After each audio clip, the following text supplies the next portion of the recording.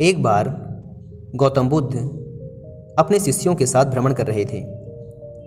भ्रमण करते समय सभी एक स्थान पर विश्राम के लिए बैठ गए।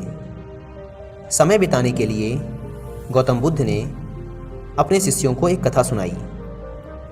किसी नगर में एक व्यक्ति रहता था।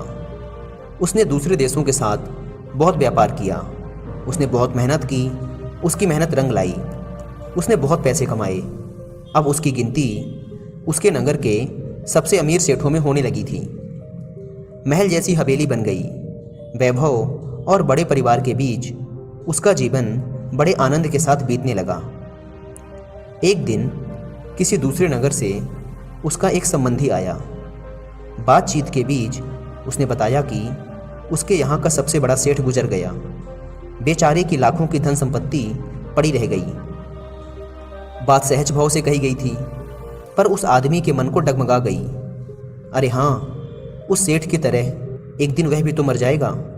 उसी क्षण से उसे बार बार मौत की याद सताने लगी।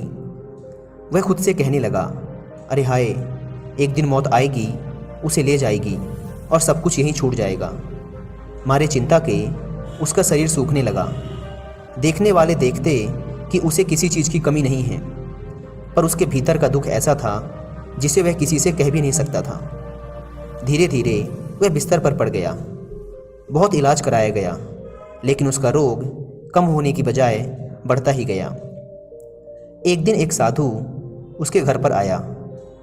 उस आदमी ने बेबसी से उसके पैर पकड़ लिए और रो रो कर अपनी व्यथा उसे बता दी। सुनकर साधु हंस पड़ा और बोला, तुम्हारे रोग का इलाज तो बहुत ही सरल है। उस आदमी के खोए प्राण मानो लौट आए हों। अधीर होकर उसने पूछा, स्वामी जी, क्या इलाज है? साधु ने कहा, देखो, मौत का विचार जब भी मन में आए, अपने आप से जोर से कहना, जब तक मौत नहीं आएगी मैं शांति और खुशहाली के साथ अपना जीवन जीऊँगा। इस नुस्खे को 7 दिन तक आजमाओ। मैं अगले सप्ताह आऊँगा। 7 दिन के बाद साधु महाराज आए तो देखते हैं कि वह आदमी बीमारी के चंगुल से बाहर आ गया है और आनंद के गीत गा रहा है। साधु को देखकर वह दौड़ा और उनके चरणों में गिरकर बोला, महाराज, आपने मुझे बचा लिया। आपकी दवा ने मुझ पर जादू जैसा असर किया। मैंने समझ लिया है कि जिस दिन मौत आएगी उसी दिन मरूंगा, उससे पहले नहीं। साधु ने कहा, वत्स, मौत का डर सबसे बड़ा डर है। वह जितनों को मारता है, मौत उतनों को नहीं मारती। मौत तो इंसान को केवल एक बार मारती है, लेकिन मौत का डर इंसान को हर रोज़ मारता है।